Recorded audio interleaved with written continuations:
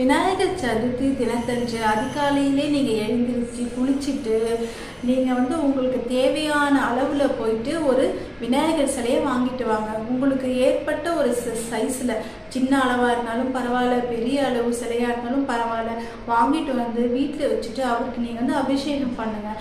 அபிஷேகம் பால், தயிர், தேன், அப்புறம் வில்வத்தூள், கதம்பத்தூள், சந்தனம், விபூதி, இது எல்லாத்தையுமே ஒன்று ஒன்றா நீங்கள் விநாயகர் பெருமானுக்கு அபிஷேகம் பண்ணுங்கள். அபிஷேகம் பண்ணும்பொழுது ஒரு வாட்டியும் நீங்கள் ஓம் விக்னேஸ்வராய நமக அப்படி சொல்லிக்கிட்டே நீங்கள் விநாயகர் பெருமானுக்கு அபிஷேகம் பண்ணுங்கள். அபிஷேகம் பண்ணி முடிச்சுட்டு அவருக்கு ரொம்பவே விருப்பமான எருக்கம் பூ மாலை அவருக்கு போடுங்க. அதை போட்டுட்டு அருகம் புல்லால் கூட நீங்கள் மாலை கட்டி அவருக்கு போடலாம்.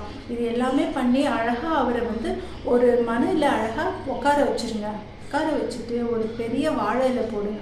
அதில் நெய்வேத்தியமாக உங்கள் வீட்டில் செஞ்ச சர்க்கரை பொங்கல், பாயாசம், அதுக்கப்புறம் கொழுக்கட்டை, சுண்டல், இது எல்லாத்தையுமே அதில் நீங்கள் வைங்க. அதுக்கப்புறம் கண்டிப்பாக பொரிக்கடலை அவருக்கு ரொம்பவே பிடிக்கும். பொரிக்கடலை நீங்கள் வைங்க. பழங்கள் இருந்துச்சுன்னா பழங்களும் நீங்கள் கடையிலேருந்து வாங்கிட்டு வந்து அவருக்கு வச்சுடுங்க.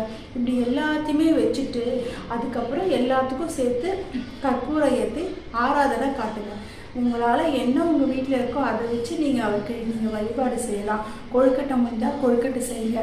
இல்லை என்னால் சுண்டல் தான் முடியினாலும் பரவாயில்ல, அதை கூட நீங்கள் நைவேத்தியமாக அவருக்கு நீங்கள் வைக்கலாம். விநாயகர் பெருமான் ரொம்பவே எளிமையான கடவுள். நீங்கள் எந்த ஒரு பொருள் வச்சாலும் அவர் கண்டிப்பாக அவர் ஏற்றுக்கிட்டு உங்களுக்கு கோடி நன்மையை அவர் கொடுப்பாரு.